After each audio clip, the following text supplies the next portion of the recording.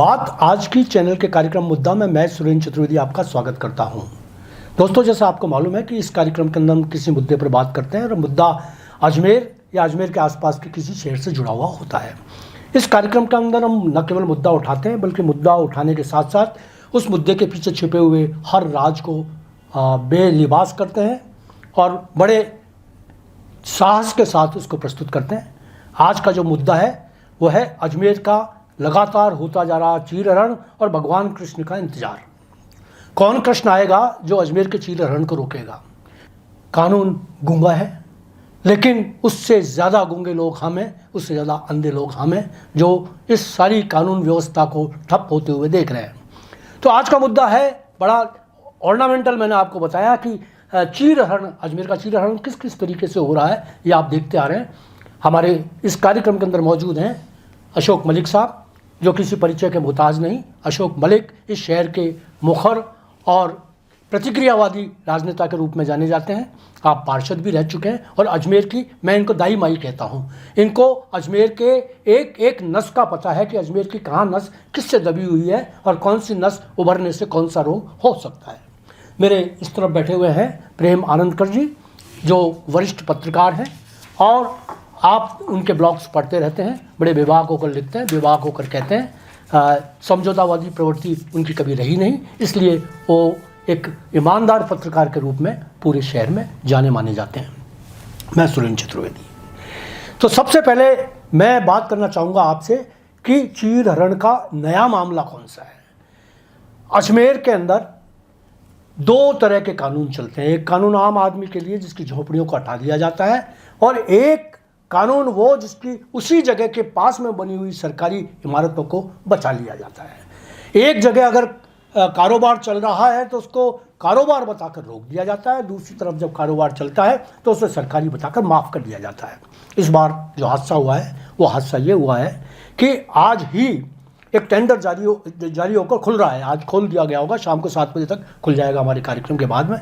और ये टेंडर है उस इमारत का जिस इमारत को एनजीटी ने तोड़ने के आदेश दे रखे हैं।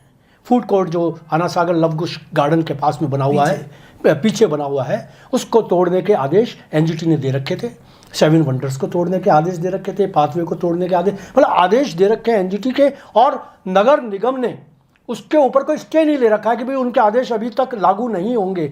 और उससे पहले वो उन सब इमारतों को जिन पर स्टे लगा हुआ है, जिन पर स्टे है, स्टे नहीं है, तोड़ने के आदेश के बरकरार होने के बावजूद भी उनको ठेके पे दिया जा रहा है। हाल ही में फूड कोर्ट का नाम बदलकर उसको ठेके पे दे रहे हैं। और आप ताज्जुब करेंगे कि जहां सुप्रीम कोर्ट कहता है कि बाग बगीचों के साथ छेड़छाड़ बर्दाश्त नहीं, वहां लवकुश गार्डन को समारोह स्थल, शादी का स्थल बनाने के लिए दे दिया गया है और दिया जा रहा है, और वो भी मात्र 12.5 लाख रुपए में, और वो भी साल के। तो इस तरीके की जो चीरहरण अजमेर का हो रहा है उस पर मैं सबसे पहले आपसे, अशोक जी, आपसे बात करना चाहूँगा कि ये मामला क्या है। सर, मैं सबसे पहले मैं आपको, जो आपका पिछला प्रोग्राम था जिसमें जब ये आना सागर के चारों तरफ जो एडीए द्वारा जितने भी जो होटल रेस्टोरेंट चल रहे थे उनको सील किया गया था, उसमें आपने दिखाया था कि किस तरीके से एडीए के अधिकारी और कर्मचारी जी वहाँ जो ये कह के कि यहाँ कमर्शियल गतिविधियाँ चल रही हैं, यहाँ रेस्टोरेंट चल रहे हैं, वो उस फूड कोर्ट के अंदर बने रेस्टोरेंटों में नाश्ते कर रहे थे, चाय पी रहे थे और मजे उड़ा रहे थे। बाहर लोगों को रोता हुआ छोड़ दिए थे। दिवाली के पूर्व जो लोग थे, जो एक वहाँ काम करने वाले करीब 100 कर्मचारी थे, उनकी रोजी रोटी छीन ली गई थी जी। लेकिन मैंने उस टाइम आपके इसी चैनल पे कहा था कि मैं इससे सहमत हूँ। जो सील किया गया, वो नित्या जी ने जो सील किया, मैं उससे सहमत हूँ। क्यों? क्योंकि ये एनजीटी के जो नियम थे उसमें ये वेटलैंड है, और इस ये वेटलैंड पे बने हुए जो भी ये रेस्टोरेंट थे इनको सील किया जाना उचित है। लेकिन पीड़ा यही थी कि 7 वंडर को छोड़ दिया गया, जबकि सारी कमर्शियल गतिविधियां हो रही हैं। यहाँ मैं आपको एक चीज और क्लियर करता हूँ। उस दिन में मैंने वृंदावन गार्डन का नाम लिया था जी। जब करणी सिंह जी ने उस वृंदावन गार्डन को छोड़ा था और वहां, तो उन्होंने यही कहा था कि इसमें जितने झूले लगे हुए हैं, मैं आपको गारंटी देता हूं मलिक साहब, ये हरदम बच्चों के लिए खुले रहेंगे जी इनसे कोई शुल्क नहीं लेगा ये नहीं है कि वहां पे उसको रेस्टोरेंट में कुछ खरीदना होगा जी और मैंने कई बार चेक किया वो कभी किसी को नहीं रोका गया यहां 7 वंडर्स में अंदर घुसने का पैसा उसके बाद में झूलों पे झूलने का पैसा तो कमर्शियल गतिविधियों को क्योंकि सरकार ने बना दिया नियम विरुद्ध बना दिया बिना नक्शे के बना दिया करोड़ों रुपए उसमें यानी फूंक दिए गए और उसमें खूब उन करोड़ों रुपए में बंदर बांट हुई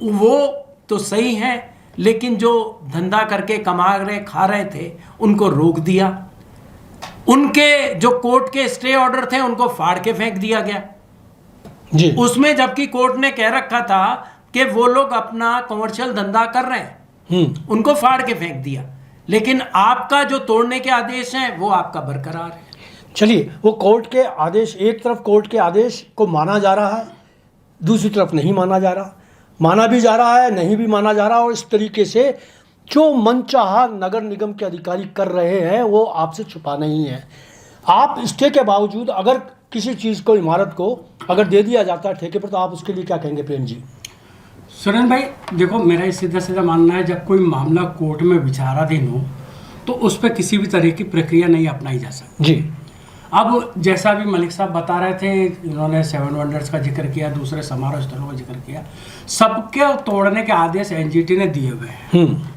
अब एनजीटी का सीधा सीधा आदेश है कि आना सागर की झील के जो वेटलैंड क्षेत्र में है उन सबको हटाया जाए और उनको न किसी भी तरह की कोई कॉमर्शियल या गतिविधि ना हो सवाल यह है कि इन्होंने आदेश एनजीटी के आदेश का हवाला दे के बाकी समारोह स्थल तो सीज कर दिए और करने भी चाहिए कानूनन जो भी उनको प्रक्रिया अपनाई जानी चाहिए अपनाए लेकिन बाकी के जिन मामलों में कोर्ट ने आदेश दे रखे उनको हम नियमों को लांघ के आगे कैसे कार्रवाई कर सकते हैं अभी जैसा मलिक साहब बता रहे थे कि जो फूड कोर्ट वाला मामला है उसमें वो भी उसी में शामिल है एनजीटी के आदेश में जी बिल्कुल है एनजीटी के जब आदेश में जब कोई मामला न्यायालय के विचाराधीन होता है तो हम उस पर तब तक कोई अगली कार्रवाई नहीं कर सकते जब तक कि उस पर कोई फैसला नहीं आ जाता जी लेकिन अगर जैसा आप बता रहे कि अगर नगर निगम ने कोई ऐसी कार्रवाई की है तो मेरा तो यही कहना होगा नगर निगम के नुमाइंदों से और अधिकारियों से कि इस पर एक बार विचार करना चाहिए अगर आपने जैसा भी आपने बताया 12.5 लाख रुपए सालाना में दे दिया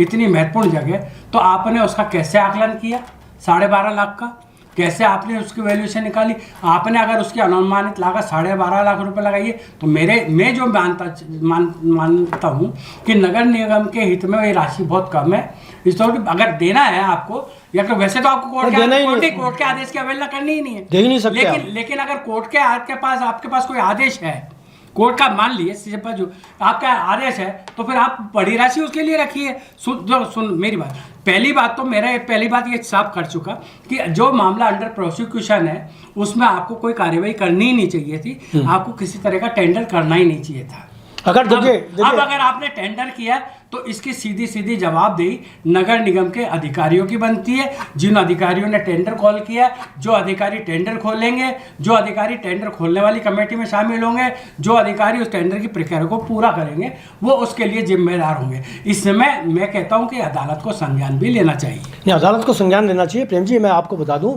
कि जो पिछले जो दीपक जैन थे जिनके पास फूड कोर्ट का ठेका था उन्होंने सिर्फ एनजीटी के फैसले को सुनने के बाद अपना जमाया बिजनेस उसमें उन्होंने लगभग 1 करोड़ रुपए तो लगा चुके थे वो उसके अंदर उसको भी उन्होंने दबोकर वापस अपना ले लिया और उन्होंने वो छोड़ दिया सिर्फ इसलिए छोड़ दिया कि एनजीटी का फैसला आपके विरुद्ध हो चुका है लेकिन अब उसी संपत्ति को उसी प्रॉपर्टी को दूसरा नाम बदलकर और दूसरी तरह से दूसरे लोगों को देने के लिए एक साजिश के तहत कार्यक्रम चल रहा है साजिश क्या है ये बताइए आप साजिश ये है मैं आपको क्लियर कर दूं जो सबसे बड़ी साजिश ये है कि जो हमारे मेयर हैं मेयर के साथ जो उनके पति हैं जी वो एक योजनाबद्ध तरीके से अपने परिवार को अपने पुत्रों के दोस्तों को एडजस्ट करने में लगे हुए हैं वो कैसे इसका सबसे पहला एग्जाम्पल मैं आपको बताऊं हमारे जो पुराने आयुक्त थे सुशील कुमार जी उनके समय में पटेल ग्राउंड में एक रेस्टोरेंट चलता था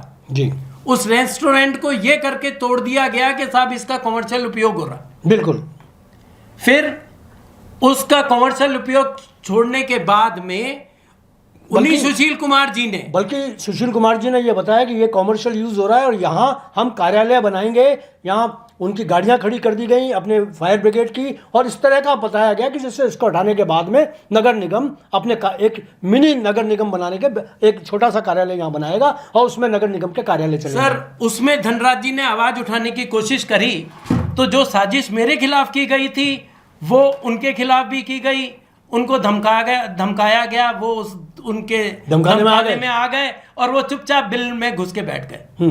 लेकिन मेरे को किया गया तो मैंने जो किया वो तो मैंने आपको पिछली उसमें भी कहा था, या तो वो कलेक्टर जानता है या पुराना एसपी जानता है या सुशील कुमार खुद जानता है उस चैम्बर में मैंने उनके साथ क्या किया था। जी मैं उसको व्याख्यान नहीं करना चाहता। नहीं आप बताइए इसमें। अब मैं आपको बताऊं वहां अब क्या है, वहां पे एक जो रेस्टोरेंट को हटाया गया पटेल ग्राउंड में, वहां पे वाग cafe M hotel Patel ground बना दिया गया और उसका जो ठेका दिया गया वो ठेका दिया गया उसका एक हार्दिक पराशर है, उसका भाई है उत्सव पराशर, और जो उत्सव पराशर है वो नमन हाड़ा का भाई है।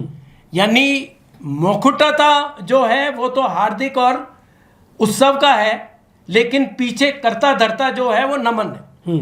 और यही प्रक्रिया चल रही है इसके बाद में सुभाष उद्यान में। इसमें आप ये देखिएगा कि उस होटल के अंदर न केवल होटल चल रहा है, बार भी चल रही है, बार भी चल रहा है, बार भी चल रही है। उसमें आप देखिए अब नगर निगम को तो अब यही कमी रह गई है कि यहाँ पे कोठा भी खोल दें। एक अजमेर में एक कमी रह गई है कि नगर निगम बार चला रही है, होटल चला रही है, बार बालाओं सफाई, हाँ बार बालाओं को भी बुला ले। हाँ बिल्कुल हो सकता और वो पटेल ग्राउंड के अंदर मैच करवाएं, किसी को दे दें। यहाँ पे वैसे भी सुनने में आ रहा है कि कोई दरगाह बाजार वाला है जिसने भागचंद जी की कोठी खरीदी है, वो यहाँ पे मैच करवाता रहता है जीएलओ ग्राउंड में, वहां नहीं करा के वहां कराए। वो फिर वो जो हुटिंग के लिए वो रशियंस और वो आती हैं, वो उन बाल बालों को बुला के ऊपर डांस भी करवाएं। जी तो मेरा तो यही है कि नगर निगम का स्तर अपने मूलभूत जो कार्य हैं, सफाई व्यवस्था, उसको सबको छोड़ के यही रह गया है कि किस तरीके से अपने जो परिवारवाद बना रहे हैं वो मेयर, इसमें मैं तो मेयर पे खुला आरोप लगाता हूं कि मेयर इस नगर निगम को निचोड़ के खा रही है। वो इस नगर निगम को सारे नियम कायदे ठिकाने लगा रहे हैं। अब मैं आपको बताऊं इसका क्या किया गया। इसको जो फूड कोर्ट था, क्योंकि एनजीटी ने फूड कोर्ट को तोड़ने के आदेश कर दिए, उसके खिलाफ ये सुप्रीम कोर्ट गए। सुप्रीम कोर्ट में जाने के बाद सुप्रीम कोर्ट ने इनने मेरे को अंदर करवा दिया जिससे मैं मेरी पैरवी नहीं कर सकूं, और वहां इनने स्टे लेने की कोशिश करी, लेकिन सुप्रीम कोर्ट तक मैंने ये बात पहुंचा दी थी, इसलिए इनको कोई स्टे नहीं मिला। और आज स्टे नहीं, आज भी स्टे नहीं है। अगली 12 दिसंबर उसमें डेट है जी, और वो निश्चित है कि 12 दिसंबर को भी इनने एक पीसी जैन एक लॉयर कर रखा है जी। वो लॉयर की ये है कि वो हर कोर्ट में झाड़ खाता है। उसका काम यही है कि किस तरीके से कोर्टों को गुमराह करना। वो हर कोर्ट में यही कहता है। सुप्रीम कोर्ट में तो उसने नहीं कहा, एनजीटी में वही है कि साहब मैं ब्लैकमेलर हूं, मैं तंग करता हूं अधिकारियों को, मेरा धंधा है। हमारे सुरेंद्र जी शेखावत को उसने मक्खी बोल दिया कि ये बिना काम की मक्खी है जो भिनभिनाती रहती है। ऐसा इनने पीसी जैन एक लॉयर रख रखा है जिसका यानी जिसको कोई वो देता भी नहीं है, केसेस भी नहीं देता है। ये आप उस पर बात करें। अब मैं आपको ये जो बता रहा हूं, जो lake view and diet plaza नया नाम रख दिया फूड कोर्ट का। पहले फूड कोर्ट का जो टेंडर किया गया था वो कहा गया था फूड कोर्ट लवकुश उद्यान के पीछे।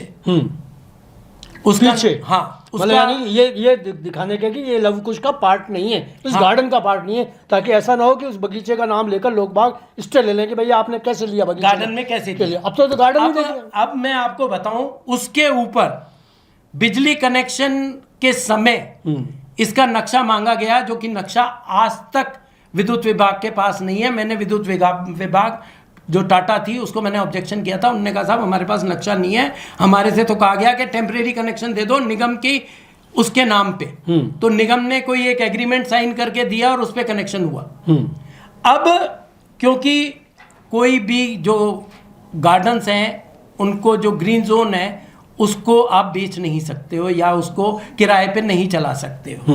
अब इनने जो नया किया है उसका नाम रखा है lake view and diet plaza, जिससे ये रहे कि साहब हमने फूड कोर्ट थोड़ी दिया है। लेक व्यू डाइट प्लाजा और उसमें लिखा है मैं लवकुश उद्यान, मैं लवकुश उद्यान यानी वो लवकुश उद्यान भी उसके साथ में दे अब दिया। देखिए, आप देखिएगा, अब वो साफ साफ जाहिर है कि लवकुश उद्यान, उद्यान मीन बगीचा, उद्यान भी आप दे रहे हैं। हाँ। तो उद्यान जब आप देने लग गए हैं तो भी शहर में उद्यानों की जरूरत क्या है? बच्चे कहाँ खेलेंगे? आप तो आना सागर तो दे ही चुके हैं, सारा कर चुके हैं। ये अपना जो सुभाष गार्डन, इनको भी दे दीजिएगा। बाकी सारे गार्डन्स कहाँ, जरूरत कहाँ है गार्डन? नहीं साहब, आपने सुभाष गार्डन की बात करी तो वहां पे भी ये जो मैंने नाम लिया था, हार्दिक पराशर और उत्सव पराशर, और उसका जो ये तो यानी मुकुटे हैं, पीछे है नमन हाड़ा, वहां पे भी सुभाष उद्यान में भी उसको एक 12 बाय 10 की उसको एक फूड कोर्ट दे रखा है। हाँ, फूड कोर्ट दे दिया है। तो इनने तो साहब खाने कमाने का धंधा बना लिया है। इनको पता है 25 में हम चले जाएंगे, डॉक्टर साहब की दुकान चलती नहीं है, तो अब ये दुकान इन बच्चों के सारे चला रहे हैं। क्या कहना चाहेंगे आप? देखिए साहब, हाँ, अशोक मलिक जी ने जो कहा, चूँकि जब तक कोई दस्तावेज मेरे सामने ना हो तो उस पर मैं कोई कमेंट तो करना नहीं चाहूँगा। अब क्या नगर निगम के अधिकारियों ने किया है ये तो अशोक मलिक जी जानते हैं, और जिस तरह से इन्होंने नाम लिए, क्या है कि नाम हम किसी पे कोई आरोप लगाए ना तो पहले कुछ हमारे पास वो होना चाहिए। हो सकता है इनकी बात सही हो, मैं इनसे डिनाई भी नहीं कर रहा, लेकिन सवाल ये है कि इसमें जो नीति नियंता है, जो अधिकारी हैं, अधिकारियों की सबसे महत्वपूर्ण भूमिका होती है जी। अधिकारियों को भी तो नियम कानून कायदे देखने चाहिए। एनजीटी में आप जो बात कर रहे हो, आना सागर की बात कर रहे हो, इससे थोड़ा सा मैं बाहूंगा इस मुद्दे पे। एनजीटी में जो आना सागर में करीब 16 नाले गिर रहे हैं शहर भर के। एनजीटी में हलफनामा दे दिया झूठा कि साहब सारे नाले हमने बंद कर दिए। उस पर एनजीटी में की जो भोपाल शाखा है उसमें उनको डांट लगी, इनको सुनवाई के आगे तारीख बढ़ गई और अगली तारीख पता कब है मैं पता करके आपको बता दूंगा। तो इस तरीके से ये झूठा हलफनामा दे देते। सवाल ये है कि सर आप तो कह रहे हो झूठा हलफनामा, अभी एक नया नाला बना दिया गया है, नया नाला बना के उसको कवर कर दिया गया बाकायदा। मतलब आप देखिएगा कि पुराने नाले तो जो आ रहे थे वो अलग है, नया नाला बनाकर जोड़ दिया उसमें। यार क्या कर रहे हो आप लोग? मेरा तो इसमें ये है कि एनजीटी के जो दिशा निर्देश हैं उनकी पालना नगर निगम के अधिकारियों को करानी चाहिए, और कोई भी ऐसा काम नहीं करना चाहिए जिससे कि अदालत की अवमानना हो। जी सर, आप ये कह रहे हैं ये जारी किया गया, इस पे एक्सियन एससी के सिग्नेचर है, एक्सियन है मनोहर सोनगरा, इस पे उपायुक्त के सिग्नेचर हैं, वो है वो मैडम चौधरी, अनीता चौधरी, और आयुक्त की पूरी जिम्मेदारी बनती है। निगम में कुछ भी होता है आयुक्त की जिम्मेदारी है, सब चीज़ों के लिए आयुक्त जिम्मेदार है। ये तो ये हो गया, वो जो बेचारे गरीब हैं, ये पक्षपातपूर्ण नीति चल रही है, तो आप उनको क्यों नहीं खोल के दे रहे? जब आप अपने यहाँ वो कर रहे हो तो इनको भी खोल देना चाहिए। इनके साथ में क्यों अन्याय हो रहा है? एक सरकार करे तो सब। आपको मैं बताऊं, नगर निगम की जो बिल्डिंग बन रही है उसका कोई नक्शा पास नहीं है। एडीए की जो बिल्डिंग बन रही है उसका कोई नक्शा पास नहीं है। 7 वंडर का कोई नक्शा पास नहीं है। कलेक्ट्रेट बिल्डिंग का कोई नक्शा पास नहीं है। उसके अलावा जो अपना हॉस्पिटल्स की बिल्डिंग्स बनी है उनका कोई नक्शा पास नहीं है। सेट बैक वेट बैक सब ठिकाने हैं, फायर प्लान वगैरह सब ठिकाने हैं। उसके बावजूद क्यों आयुक्त महोदय चुप होके बैठे हैं? क्यों कलेक्टर महोदय चुप होके बैठे हैं? वो करें इन पे कार्रवाई। और ये जो मैं आरोप लगा रहा हूं, ये हर पार्षद जानता है, हर शहर का जो राजनीति से जुड़ा हुआ जानता है। जो मैंने नाम लिया उनके बारे में सब जानते हैं, मैं नाम लेके बोल रहा हूं, लेकिन इतनी हिम्मत को ही नहीं करता है। इनकी जांच करा लें, इनके इनकम टैक्स रिटर्न देख लें, इनके ऊपर और कार्रवाइयां करवा के देख लें, जीएसटी देख लें, उनका कितना पैसा आ रहा है, कहां जा रहा है, वो सारी चीजें सामने आ जाएंगी आपके। लेकिन फिलहाल इस मुद्दे पर बात करें, आपने जो आरोप लगाए वो आपके व्यक्तिगत आरोप है। दोस्तों, मैं यहाँ बिल्कुल स्पष्ट कर दूं आपको कि जो भी इस कार्यक्रम के अंदर आरोप लगाए गए हैं, चाहे वो मेरे द्वारा लगाए हैं तो मैं जिम्मेदार हूँ, इनके द्वारा लगाए गए हैं तो ये जिम्मेदार हैं, और अगर मलिक साहब लगा रहे हैं तो मलिक साहब जिम्मेदार हैं। उसमें हमारी सहमति नहीं है, क्योंकि हमारे पास व्यक्तिगत कोई जानकारी नहीं है। ये हो सकता है, लेकिन हमारे पास जानकारियाँ भी नहीं है उनके। आपके पास जानकारियाँ, आप लगा रहे हैं तो कोई दिक्कत नहीं। अब आप ये बताएं कि अब क्या हो सकता है इसके अंदर? इसके अंदर यही है साहब, इनने सबसे बड़ी बात है, जो टेंडर निकाला गया उसको किसी समाचार पत्रों में प्रकाशित नहीं किया गया, जो मेरी जानकारी है। इसको खाली वेबसाइट के ऊपर डाल दिया गया पोर्टल कौन जानता, कौन देखता? पोर्टल कोई देखता नहीं है, क्योंकि हम तो खोजबीन करते रहते हैं, इसलिए हम पोर्टल देखते हैं कि कहाँ क्या गड़बड़ चल रही है। तो 12.5 लाख रुपए लगे हैं साल के। 12.5 लाख रुपए साल का मतलब हो गया 1,02,250 रुपए महीना। इस इतने बड़े लवकुश उद्यान के, वहां आपके शादी ब्याह भी होंगे, सब होंगे, सारा काम होगा। जहाँ एक और शादी के अंदर 20-20 लाख रुपए ले लेंगे आप, 15 लाख रुपए ले लेंगे, 20 लाख रुपए, आप मामूली सी जो बात भी है। लें तो ये मामूली सी बात है। तो लोगों पे इसको वो भी नहीं किया गया और इसको चुपचाप करवाया जा रहा है। जब कोर्ट में मामला विचाराधीन है तो मैं मेयर पे इसलिए आरोप लगा रहा हूं कि आयुक्त और मेयर सबसे बड़ी हैं। आज अजमेर नगर निगम पे आयुक्त तो उनको चेक करने के लिए है। यदि आयुक्त गलती कर रहा है तो मेयर उस पर रोक लगा सकती हैं बिना इनकी सहमति। तो मैं तो आज भी कहता हूं, जो मेरे आरोप लगाए हैं वो आरोप यदि गलत हैं तो मेयर इसको निरस्त कर दें। और जो ये ठेका दे रखा है इस उद्यान, जो अपने फूड कोर्ट का, जो ये फूड कोर्ट क्या ले अपना जो ये वाब कैफे जो कर रखा है और जो दे रखा है, उसको भी निरस्त, होटल पटेल मैदान को भी निरस्त कर दें कि साहब मेरे पे आरोप लगा रहे। तो ये चीजें पटेल ग्राउंड की चीजें लोगों के उपयोग के लिए, निगम को जो स्मार्ट सिटी से पैसा मिला था वो कमाने के लिए नहीं मिला था, वो लोगों को फैसिलिटी उपलब्ध कराने के लिए दिया था। वो जनता का ही पैसा है, जनता के टैक्स का पैसा है जी, और वही जनता को दिया जाए। मेरा इसमें थोड़ा सा सुझाव है। अभी आपने कहा कि जो मैंने बात कही है उसको देखते हुए मेयर साहब को इस पर रोक लगा देनी चाहिए, स्थगित कर देना। देखिए ऐसा है, हम इस टीवी डिबेट में बैठ के बात कर रहे हैं, बात करना अलग है। जब तक कार्रवाई नहीं होती तब तक कागज उनका कोई सामने नहीं होता। अगर कोई शिकायत होती है तो बाकायदा शिकायत के लिए आप कोई उनको तक पहुंचाइए तो सही। शिकायत का कार्रवाई कब होगी? आपके हमारे डिबेट करने से नहीं होगी सर। मेरे एक प्रोसीजर है, क्योंकि आप पार्षद भी रहे, आपने नगर निगम की साधारण सभा भी अटेंड किए। सरकारी कामकाज का तरीका यही है कि जब तक कोई शिकायत किसी की रिटर्न में नहीं पहुंचे तब तक कार्रवाई नहीं होती। तो आप इन सारे तमाम नहीं, देखो साहब, मैंने लिखित में कार्रवाई करी, मैंने कचरे पे लिखित में कार्रवाई करी। उसका परिणाम पता है क्या हुआ? मेयर साहब की और आयुक्त साहब की सहमति से मेरे को कचरा फैलाने वाला साबित करके मेरे ऊपर चालान पेश कर दिया, जबकि मैं 3,000 करोड़ की पेनल्टी खुलवाने के लिए मैं सुप्रीम कोर्ट में लड़ रहा हूं कि साहब पूरे राजस्थान में कचरा की जो है वो दुर्गति हो चुकी है, पूरे में पूरा राजस्थान। जिन पूर्व आयुक्त की बात कर रहे हैं, पूर्व आयुक्त नहीं, ये तो वो मेयर के पति ने कहा कि हमने सीधा कर दिया, मेरे को सीधा कर दिया चालान करवा के, और वो मैं चालान भी लड़ रहा हूं। तो इनको चिट्ठी देने का मतलब ये, मैंने इनको हर चीज में चिट्ठी देता हूं, मैंने इसमें भी चिट्ठी दी है इनको, मैं संपर्क में डाल देता हूं चिट्ठियां, उसको एक कचरे में डाल देते हैं और उसमें कह देते हैं विचाराधीन है, और वो है अजमेर में अतिक्रमणों के लेटर दिए। कुछ नहीं होता है निगम में, वो जो चिट्ठियां हैं वो जाके दबती जाती हैं, कोई काम नहीं होती। पार्षदों के ही काम नहीं हो रहा है। आप तो ये कह रहे हो पार्षदों के ही काम नहीं हो रहा, आप बता दो। सड़क नाली निर्माण ये कराता कौन है? अधिकारी बैठे हैं। बदनाम कौन हो रहा है? पार्षद। अधिकारी काम नहीं करवा रहे हैं। क्यों नहीं करवा रहे हैं? मेयर का आशीर्वाद है। चलिए, कुल मिलाकर बात ये हुई कि जिस मुद्दे पर हम बात कर रहे थे उस मुद्दे से कई बार हम इधर उधर भी हुए, लेकिन वो मुद्दे कमोबेश जनता से जुड़े हुए थे। इसलिए मैं ये चाह रहा था कि ठीक है, अगर बात हो रही है तो होने दी जाए, उसको मैंने रोका भी नहीं। लेकिन ये बात तय है कि अजमेर का चीरहरण होना शुरू हो गया है और हो रहा है। और सबसे बड़ी बात है कि अदालत के कानून भी जिस शहर में ना चल रहे हों और गूंगे बहरे की तरह हम देखे जा रहे हैं, नागरिक जागरूकता जो है वो बहुत ज़रूरी है, और नागरिक जागरूकता के लिए ही बात आज की चैनल समर्पित है। सर, मैं एक चीज़ और कहना चाहूँगा जी। मैंने इस मुद्दे को, जो नए सुप्रीम कोर्ट के जस्टिस आ रहे हैं उनके सामने भी मैंने इसको उठाने के लिए मैंने प्रयास शुरू किए।